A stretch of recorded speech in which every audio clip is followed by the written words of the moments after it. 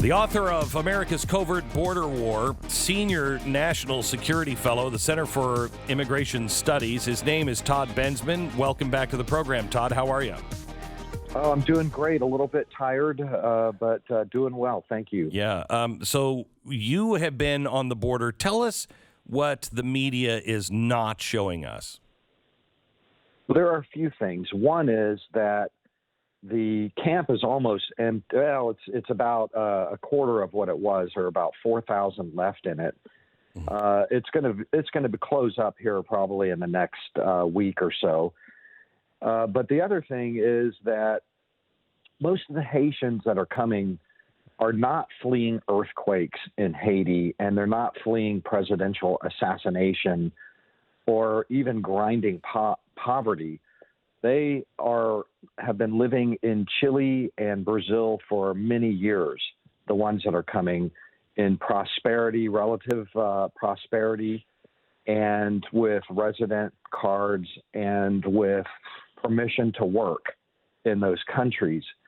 And they saw the Biden administration opening the border back in January, February, and they started to come en masse. And that is really what is behind this, that these people are not asylum seekers like a lot of Democrats are saying, lawmakers on the progressive left talking about, we have to bring in these poor people who are in dire straits. They are not in dire straits at all. And I think people need to understand that when they apply for asylum, they will be lying and committing mass asylum fraud, because they're going to skip over the fact that they were living safely and securely in these other countries. And that is why I'm finding identification cards all over the Mexican bank. I see these cards you took a picture of yesterday. They're all IDs. They all seem to be from Chile. A few passports from Brazil. They just discard them. Why all of a sudden in Chile? I mean, Chile's a good country. It's a nice place to live. Why all of a sudden is everybody trying to abandon Chile to come to the Haitians to come to America? Well, I'll put it this way. I was in Costa Rica reporting on the international nature and makeup of the new migration that's coming to the border from 100 different countries, including the Arab Middle East and countries of terrorism concern all over the world coming right through that area. And I interviewed a Haitian who, I asked him that question. I said, what's the difference between Haiti and Chile? And he says, well, life is 1,000 times better here in Chile. I said, well, why would you leave a life that's 1,000 times better in Chile? And he says, because life in America is 1,000,000 times better. I mean, in Haiti, it is 1,000,000 times better than in Chile. So but it's an upgrade. They're just simply going from good to what they think will be better. And that is a far cry from an asylum claim of government persecution. And it's a really far cry from what progressive lawmakers and immigration advocates are claiming is desperate poverty and dire straits. None of these people were in desperate poverty. They were making a living. They may not have been rich, but they were working class and middle class. And some of them did really quite well. You can see it. They're flying around the country on air tickets.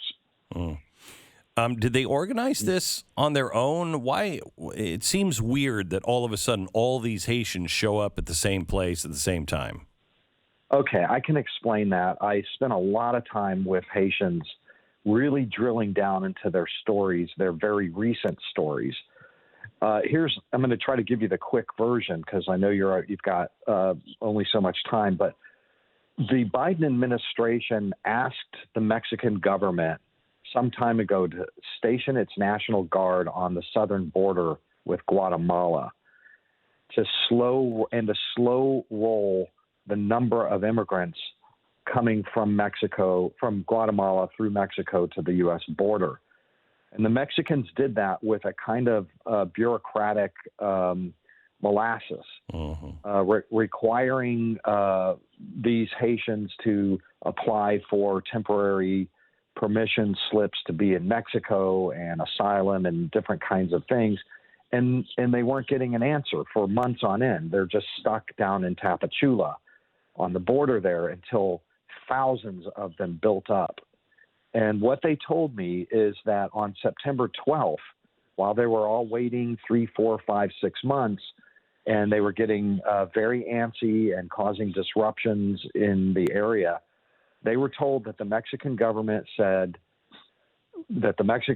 just said, forget it. You can all go now for the Mexican independence holiday of the week of September 16. You can go without papers. Just forget your claims here. Go. And so this particular, because they needed to clear them out. Okay. They were backlogged in Mexico. Mexico did not want them. They passed that problem to the Americans in violation of whatever diplomatic agreement they had, by the way, with the Biden administration. So these particular Haitians, this particular group of 15,000, and there's supposedly more on the way, were just simply released. They all had the same story independently about El Grito, which is the Mexican holiday of that week. And I'm thinking the Mexican government probably intended to provide that holiday gift to their own people because, So that's the short-term story. The bigger picture is they were all headed to the U.S. Biden border anyway because they knew it was open. And they're still coming in large numbers in other parts of Texas outside of the media lens range. So I've read about 2 buses that have been hijacked as they are being taken someplace. Is that true? And is there more than 2? And what's happening there? Okay, I can explain that. The Biden administration did something very weird for the Biden administration, and it shows how desperate they were to make this political blot go away fast. They took a play from the Trump playbook and started doing repatriation flights of these migrants from Texas all the way to Port-au-Prince. Now, remember, these people have been living for years away from Haiti in these other countries. And so to have to go to be deported to Port-au-Prince was especially acutely painful for them. I talked to a lot of immigrants yesterday and the day before in Mexico because they were fleeing the camp in terror of the possibility that they might get deported. And what the Haitian friends who have been deported were telling them is stay away from the buses, don't get on the buses, don't get on the buses. Those buses are going to the airport and you're going to end up where we ended up. And right about that time is when the violence started on the buses. So my speculation, my informed speculation, is that these seizures of buses and the violence on the buses, and there are other cases of violence against ICE officers. They are attacking ICE officers every day now because they do not want to be repatriated to Haiti. But having said that, repatriation to home countries like this is incredibly effective. More than anything else, that is probably what has shut down this camp.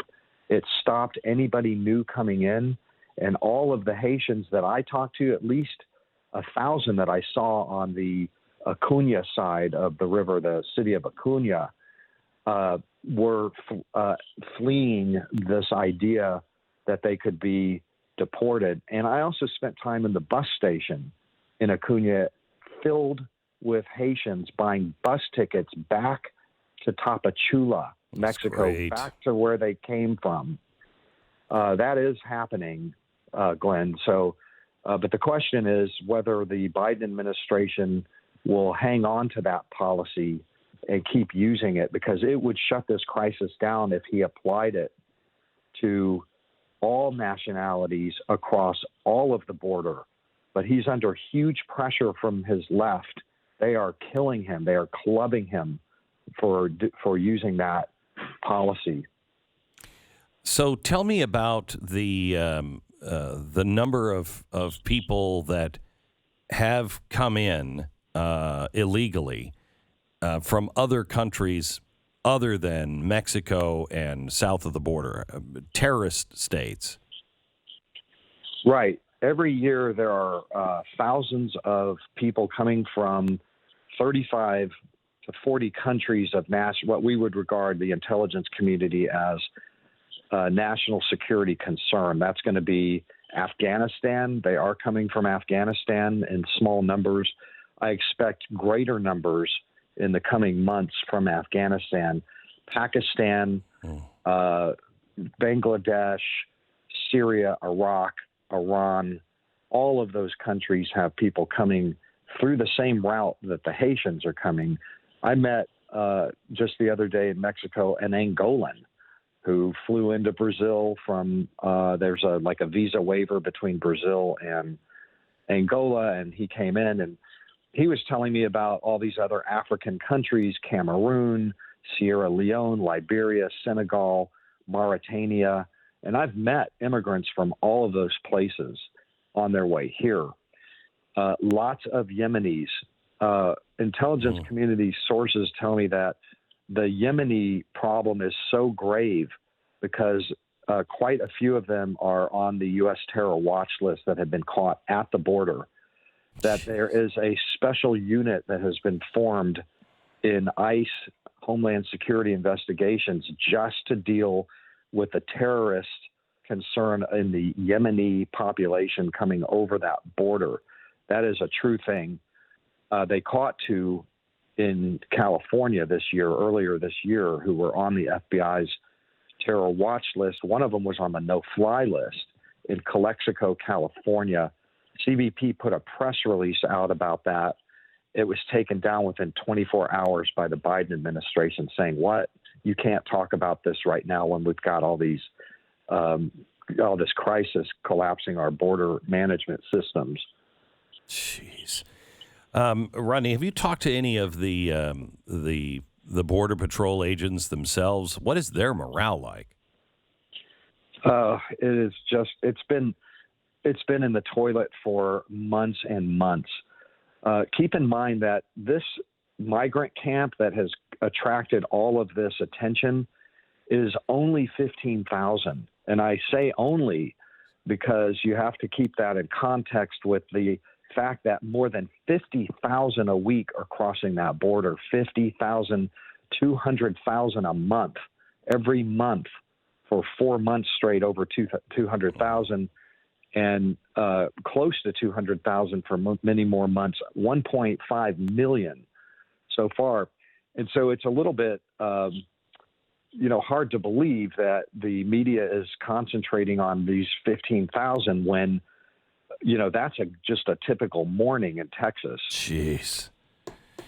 Todd, thank you so much. I'm sorry to call you Rodney. I was thinking about the former chief that has come out, has just come out and released something. I think it was yesterday. It was sent into Washington, a report, and it is terrifying. It is terrifying.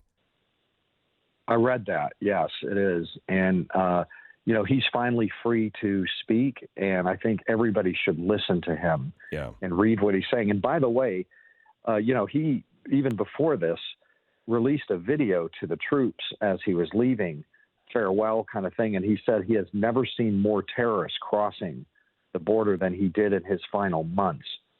And if you want to know more about that, the way that works and how they come through and what we do as a country about it, pick up my book, America's Covert Border War. It's all revealed in there, what we do as a nation programmatically.